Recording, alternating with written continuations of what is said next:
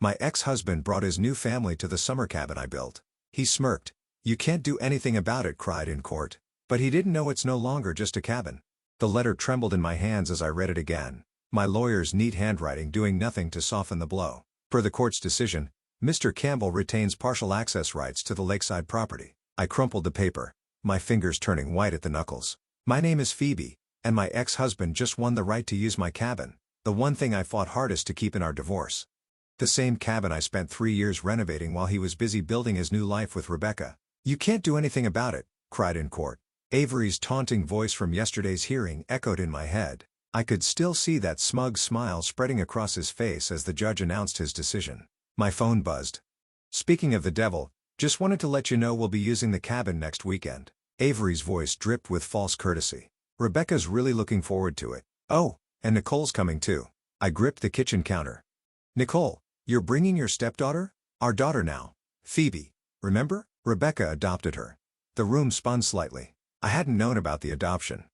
That's great," I managed. "Isn't it? We're finally a real family. The kind you never wanted to give me." The line went dead before I could respond. I grabbed my keys and jacket, needing to see the cabin one last time before they invaded it.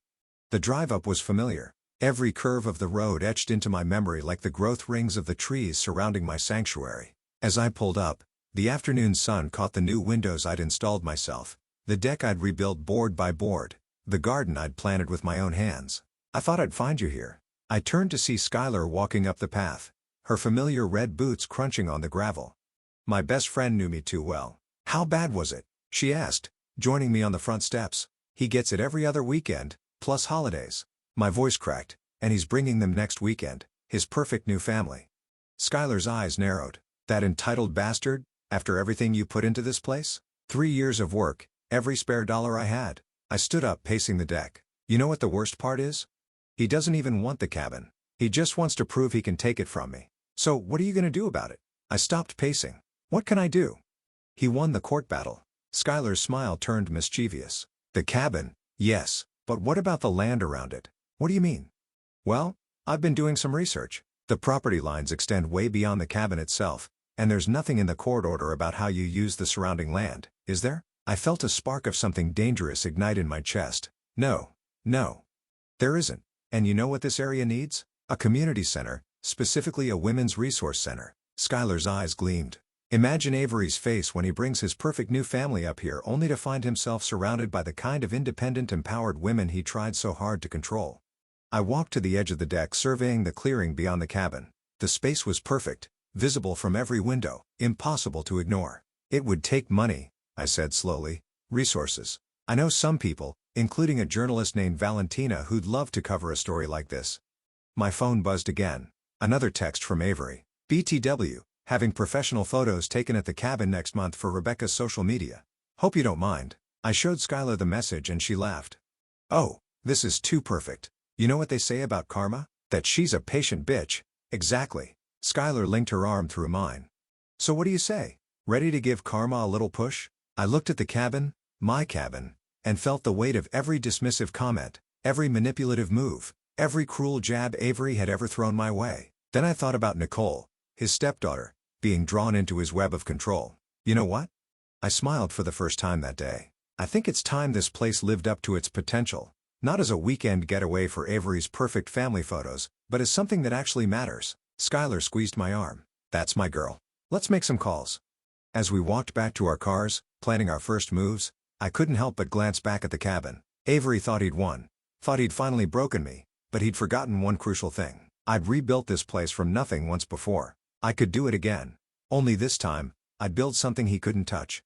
"Look at this." Skylar spread the property maps across my kitchen table, her coffee going cold beside her. "The court order specifically mentions the cabin and immediate surrounding area, roughly 50 feet in each direction. But you own 5 acres, Phoebe." I traced the boundary lines with my finger, "and everything outside that 50-foot radius is completely yours to do with as you please."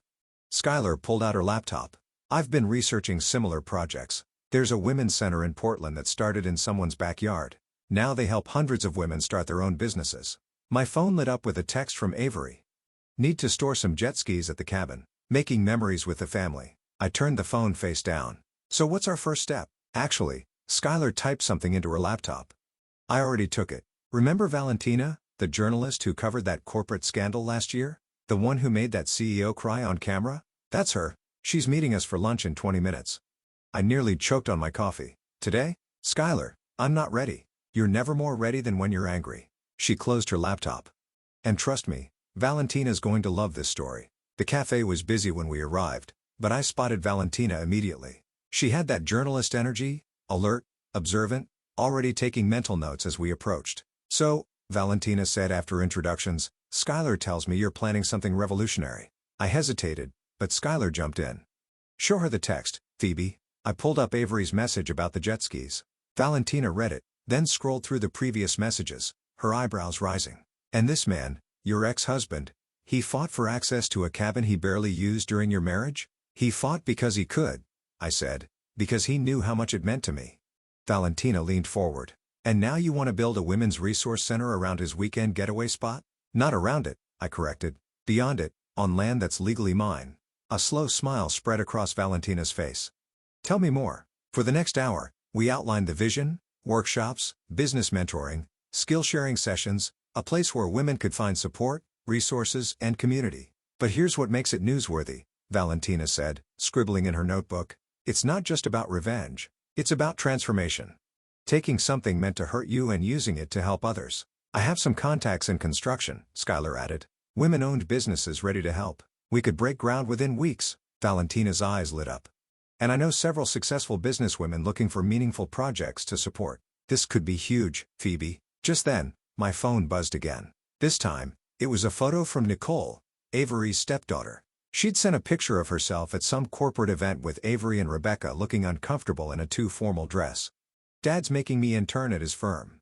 Her message read, I hate it here. I showed the others the message. Perfect timing, Valentina said. We could include youth mentorship programs, give girls like Nicole alternatives to their parents' prescribed paths. Avery would lose it, I said, feeling a mix of satisfaction and genuine excitement. That's just a bonus, Skylar grinned. The real win is what this could mean for the community. Valentina closed her notebook. I want to break this story, not just about the center, but the whole journey from divorce court to community triumph. It's the kind of inspiration people need right now. When? I asked. Let's time it right. When's your ex planning those social media photos? Next month. Perfect. Valentina's smile turned calculating. We'll have the foundation laid by then. Nothing he can legally object to, but enough to ruin his perfect family photos. And when he reacts, we'll be ready, Skylar finished. Back home that evening, I stood in my backyard imagining the transformation to come. My phone buzzed with a group chat Skylar had created. Project Phoenix. Valentina had already shared contractor contacts. Skylar had drafted a preliminary budget. This was really happening. Another text from Nicole popped up. Dad's bragging about his plans for the cabin. Says he's gonna make it actually worth something now. I thought about Nicole's forced smile and that corporate photo about all the other women and girls trapped in lives others chose for them. Then I thought about Avery's face when he realized his victory lap had become someone else's starting line. Don't worry. I texted back to Nicole. Things around here are about to get very interesting.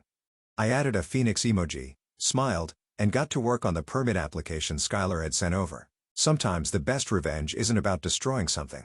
It's about creating something better from the ashes. The local courthouse hadn't changed since my divorce proceedings. Same worn wooden benches, same stuffy air, same feeling of butterflies in my stomach.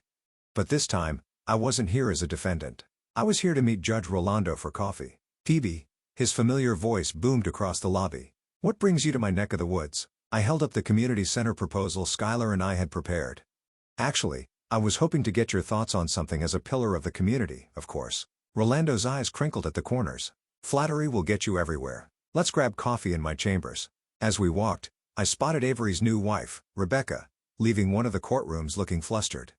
She didn't notice me, but I caught fragments of her conversation on her phone.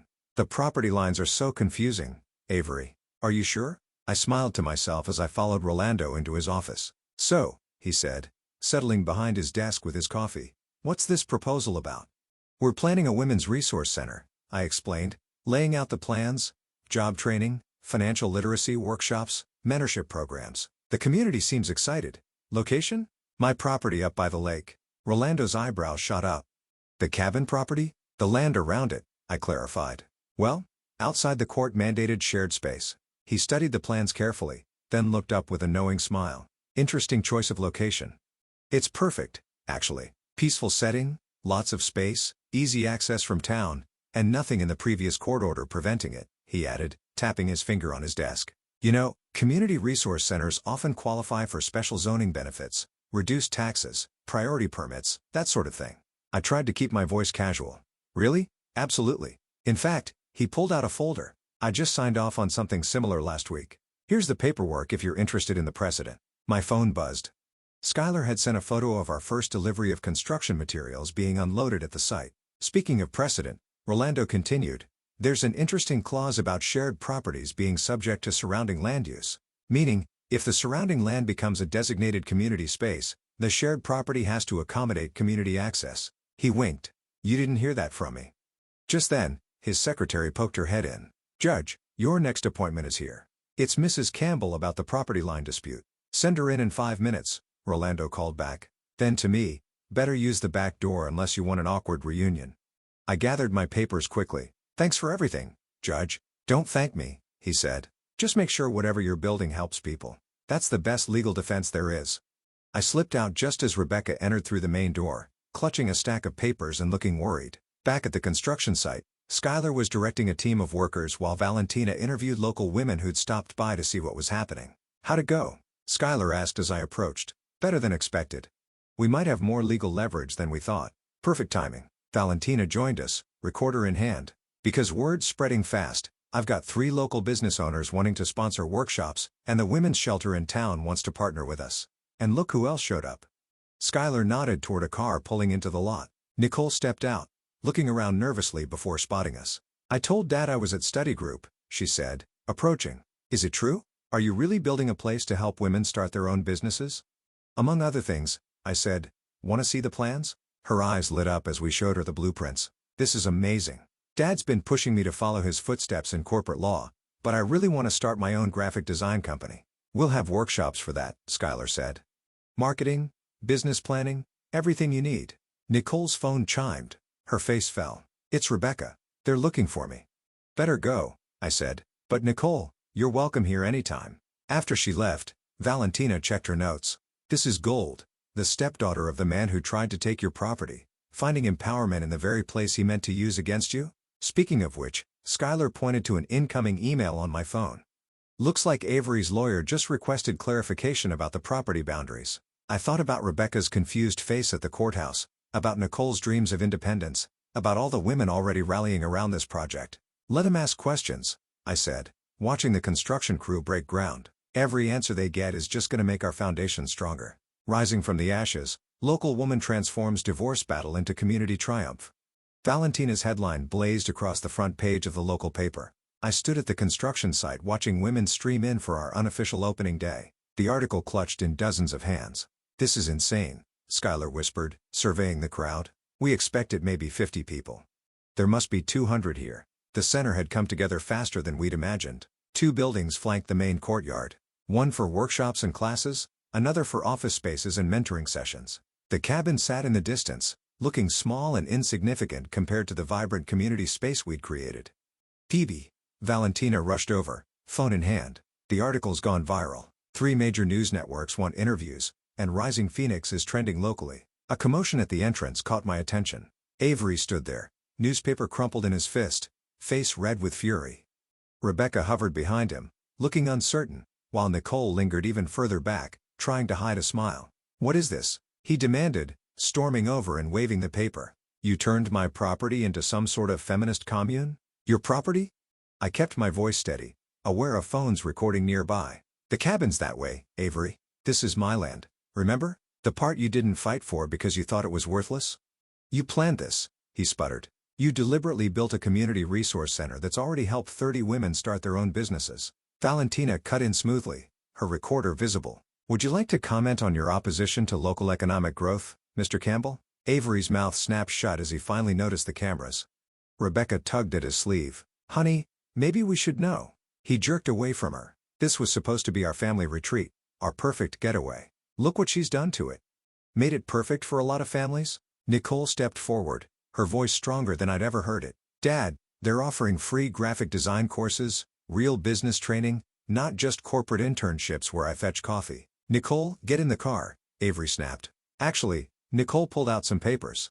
I signed up for the Young Entrepreneurs Program. I'm 16. I don't need parental permission. The crowd had grown silent watching the drama unfold.